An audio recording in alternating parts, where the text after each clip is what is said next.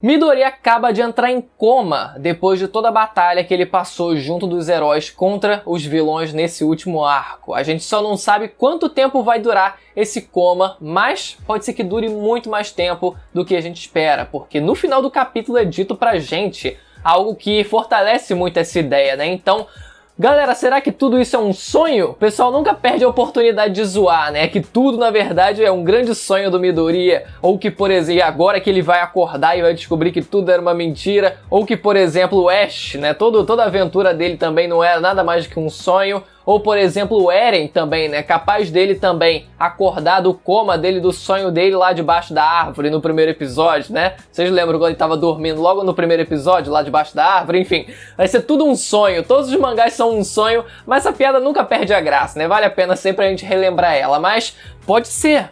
Pode ser, na verdade, que esse coma dure bastante tempo, a gente só tem que especular aqui, né? Só vamos começar a especular, mas vamos lá, galera, falar do começo desse capítulo 298 que...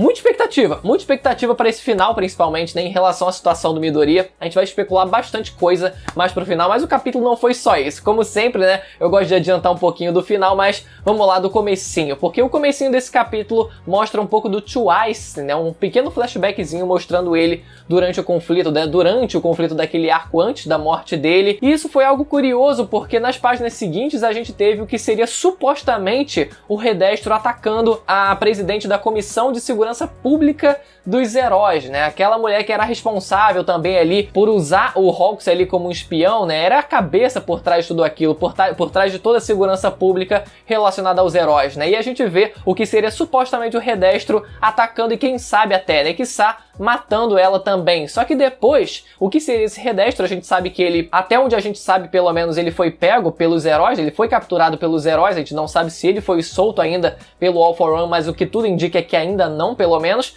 mas ainda assim, depois a gente vê ele se diluindo, né? Então, essa habilidade lembra duas figuras dos vilões, né? Primeiro, o próprio Twice, que faz mais sentido ser ele, afinal a gente vê ele na primeira página num pequeno flashbackzinho, ou quiçá a própria Toga, né? Eu falo muito quiçá, eu tenho que parar de falar quiçá, porque o pessoal fica depois escrevendo e quiçá, mas enfim, pode ser também que seja a própria Toga, né? De se diluindo também, a gente só não vê o corpo original dela depois que o corpo do Redestro é desfeito, mas pode ser, o corpo dela sendo bem menor, pode ser que seja ela também, tem essas duas possibilidades, né? Principalmente pela Toga estar desaparecida no momento atual da história, né? Mas combina mais com o Twice pelo fato dele já ter aparecido na primeira página e meio que isso servir como um último ato do personagem, né? Não é como se o corpo original dele ainda estivesse vivo, mas sim a última cópia do personagem que ainda resistia em permanecer vivo, mas que dessa vez finalmente, né, com o ataque que ele também sofreu, no pequeno conflito onde ele se envolveu ali naquele prédio, ele acabou também morrendo, aquela cópia acabou morrendo. Depois a gente vê o Shigaraki e o All For One, a gente vê que no final do capítulo passado eles tinham se encontrado, mas aquele encontro não deu em nada direto ali, né? Não teve um conflito, nenhum confronto direto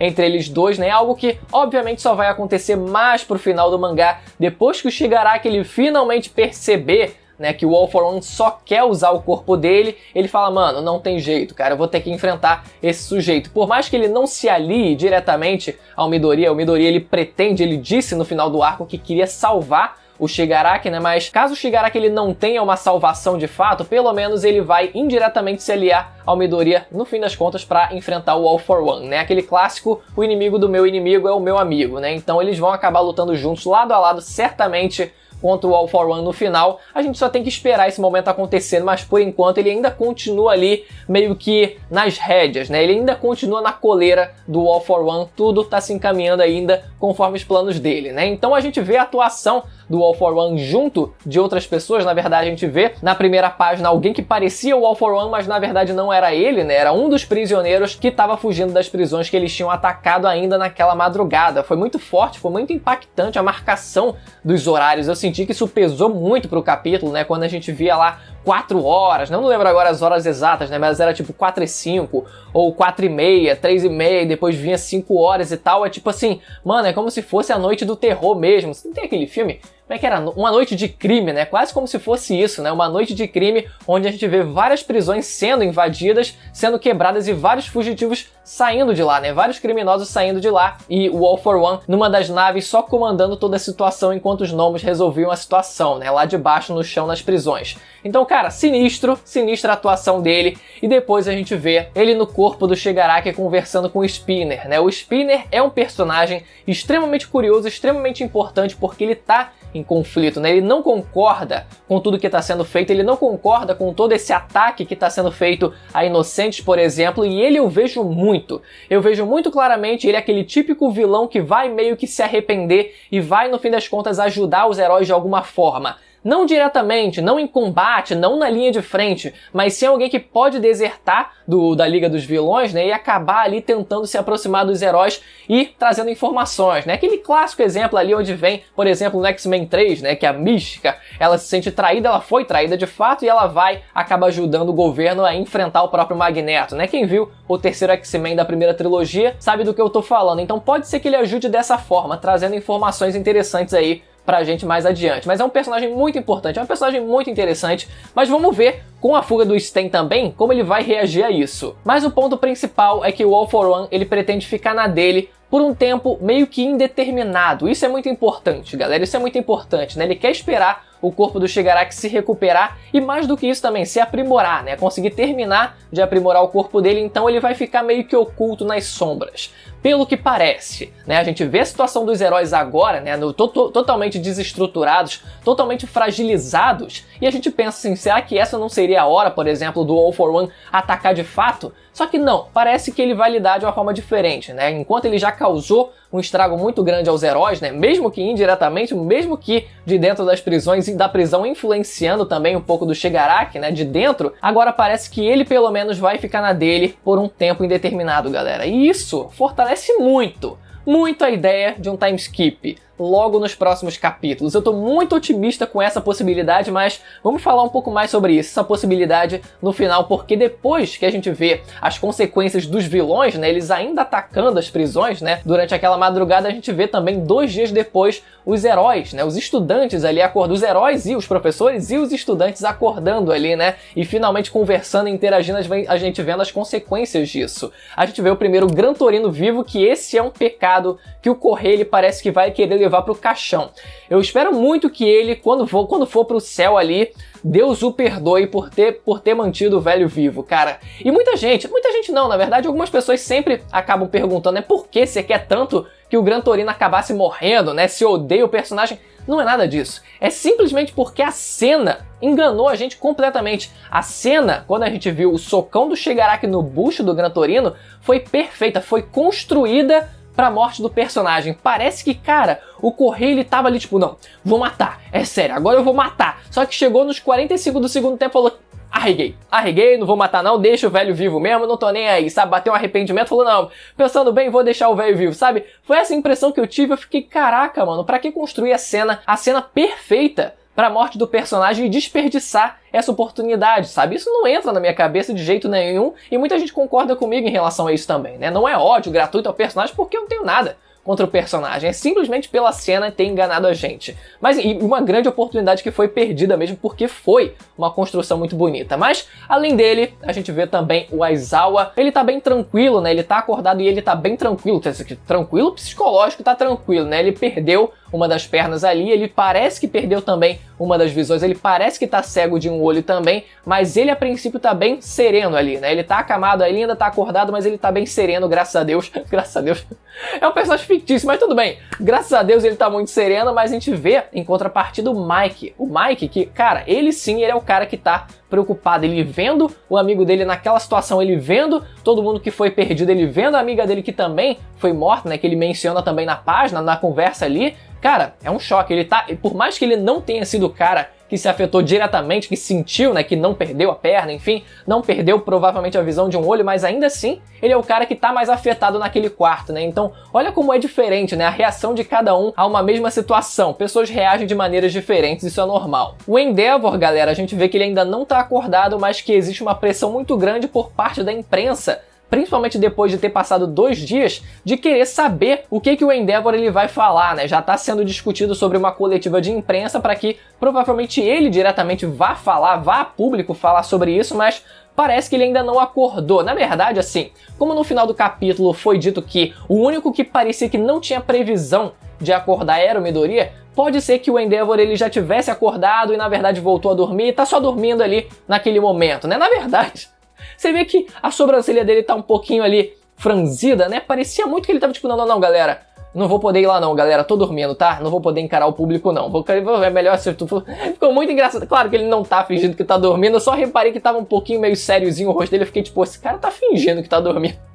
Pra não ter que encarar, pra não ter que dizer a verdade lá pra todo mundo. Mas enfim, quando isso acontecer, galera, ele realmente vai admitir tudo. Não tem como. E eu quero muito que, além disso, ele revogue o próprio título dele de herói. Ele simplesmente desista dessa profissão. Cara, vai ser muito sinistro. Vai ser muito pesado pro personagem. Eu quero muito ver isso acontecer. E depois dele, tem também o Todoroki, né? No hospital, ele, galera, se ele já teve que lidar com toda a situação ali diretamente também por conta do arco em si, né? Por conta daquela batalha inteira já ter sido quase que traumática ali pra todo mundo de uma forma ou de outra, ele ainda teve que lidar com outro trauma que foi a revelação do Toya, né? Do Dabi sendo o Toya, que ele tá tendo que lidar com isso até agora, ele tá refletindo ainda sobre isso, e a conclusão que ele chega é, caraca, mano, eu era muito como ele no passado, né, destilando ódio contra o próprio pai, mesmo o pai, ele querendo de certa forma já se redimir e tal, e cara, ele meio que se enxerga um pouco, óbvio que não diretamente, não é o mesmo exemplo, né, não é um paralelo idêntico, mas ainda assim ele enxerga determinadas similaridades, né, então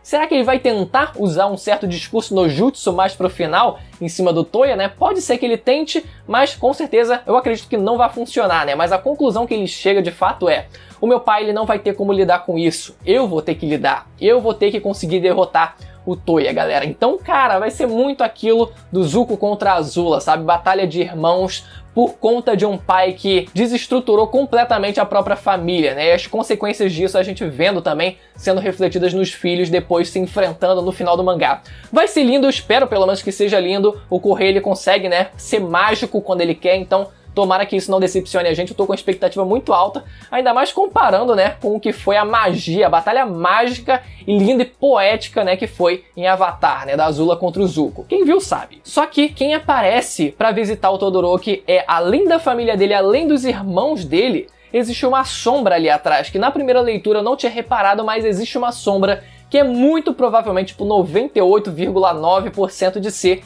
a mãe dele. Acho que dá pra dizer praticamente 100%, né, que é a mãe dele, né? Então olha só como o mundo dá voltas, né? Ela agora, que estava internada numa clínica, agora ela indo visitar o próprio filho e quiçá, mais uma vez eu usando essa porra de palavra, né? Visitando também o próprio Endeavor, né? A gente não vê eles visitando o Endeavor, mas pode ser que a família ainda vá visitar ele, quem sabe, no capítulo que vem, gente. Isso, cara, foi muito forte. Vamos ver a interação deles dois. E depois a gente vê finalmente o Bakugou, né? Ele acorda, na verdade ele é o primeiro que é mostrado acordando, porque, cara, o bicho ali, não, a cena dele, né, se sacrificando, ele foi linda demais, galera. Foi épico, mas a gente vê ele primeiro acordando e depois no finalzinho é que ele de fato quer ir lá atrás do Midoriya, querer saber se ele tava acordado ou não, né? E aquela piadinha, né, tipo, se ele morrer eu mato ele de novo, sabe? Por mais que a piada seja batida a gente já tem ouvido essa piada em outros animes, em outras obras, a gente já esteja familiarizado com essa piada, ainda assim, cara, não dá pra resumir o desenvolvimento dele todo que ele teve ao longo do mangá só partindo dessa piada, galera. É óbvio que é algo que, tipo, a piadoca dele lá, olha só, o pessoal aproveitou pra fazer piada, né? No começo ele pedia pro Midoriya se matar, agora ele tá dizendo que se o Midoriya estiver morto, ele vai lá matar ele, sabe? Tipo, mano, não dá pra resumir. Óbvio que, se como piada funciona, mas ainda assim, galera, é um desenvolvimento que eu considero muito bom. Agora sobre o Midoriya, gente. Vamos falar sobre ele, galera, porque foi dito no final do capítulo que ele é o único sem sinal de que vai acordar. E terminando com aquela frase, né, editorial do lado ali, dizendo que as consequências da batalha mortal são brutais. Galera, esse é o momento. Esse é o momento pra gente ter um time skip. Imagina se a gente tem um time skip com o Midoriya em coma. Muita gente pode ficar já com o pé atrás em relação a isso logo de cara, né? Porque pensando assim, cara, como é que vai ser tudo em relação à escola? Como é que vai ser, por exemplo, a questão do porte físico dele e tal, galera?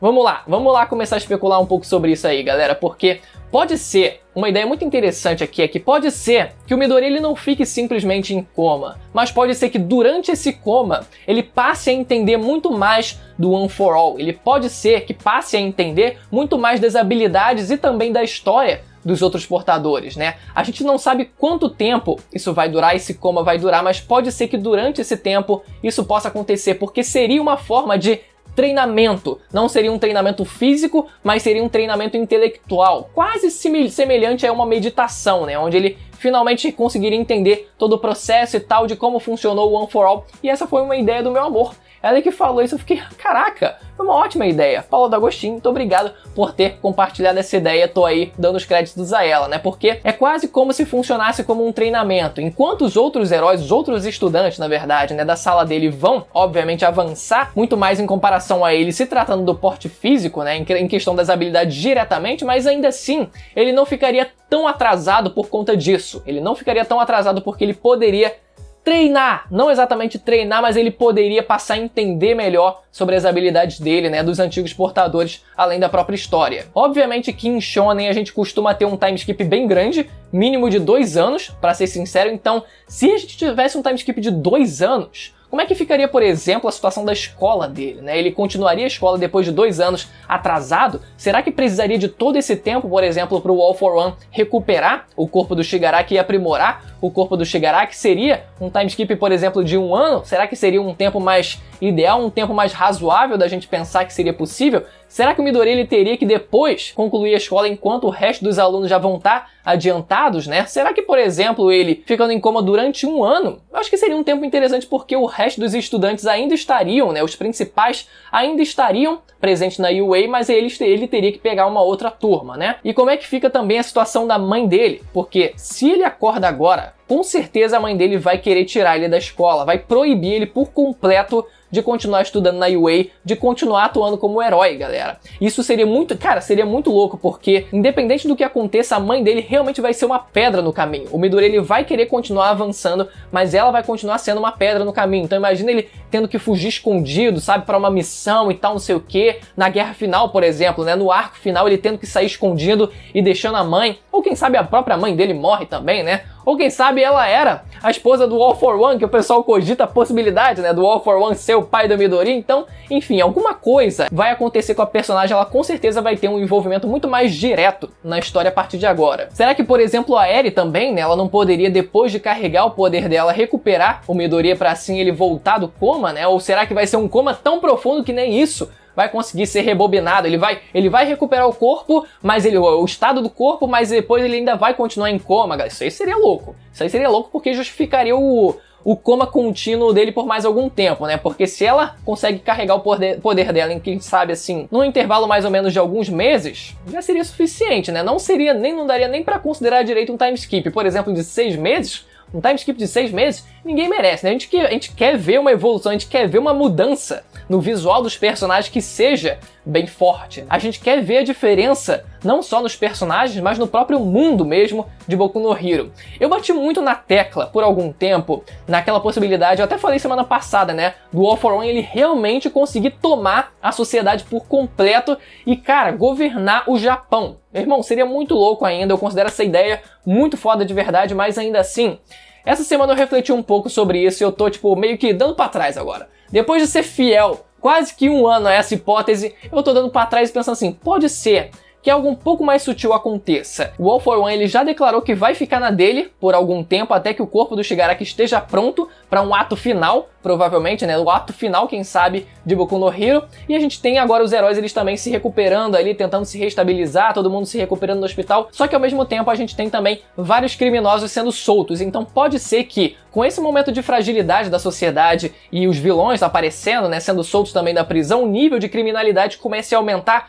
quase como se a gente visse o cenário do Homem-Aranha 2, né, da primeira trilogia, fazendo várias referências a seu filme de super-herói aqui, né? Já é o segundo nesse vídeo, mas no filme do Homem-Aranha 2, quando ele decide parar de atuar como herói e o nível de criminalidade começa a subir astronomicamente. Então pode ser que esse cenário ele seja visto também, reproduzido também em Boku no Hero, né? Simplesmente a sociedade ainda se mantendo, algumas coisas, quem sabe, possam acabar mudando, né? Se reestruturando, mas principalmente o foco sendo o nível de criminalidade subindo, mas nada que fuja muito dessa ideia. E uma última possibilidade também, né, que eu acabei esquecendo de mencionar, né? Se o Midoriya, ele, por exemplo, não desperta também uma habilidade de cura. Um fator de cura Wolverine que agora, meu amigo, agora vai ser que nem o Shigaraki. Ele vai ficar pau a pau com o Shigaraki porque ele também vai ter uma regeneração quase que infinita, gente. Tomara que isso não aconteça, duvido muito que o Correia ele vai colocar isso. Ele tem artifícios que ele pode usar, Eren, então nem se fala. Esse vídeo ficou bastante longo, mas eu tinha muita coisa pra falar sobre ele e eu espero que vocês tenham gostado. Mais uma semana, galera. Lembrando pra vocês, quem não é inscrito, se inscreva no canal pra não perder nenhum vídeo que sai aqui de Boku no Hero e ativar o sininho pra receber as notificações pra sempre saber quando os próximos vídeos forem saindo. Galera, conto com a sua inscrição pra gente bater a meta de 400 mil inscritos. Até a próxima, tchau!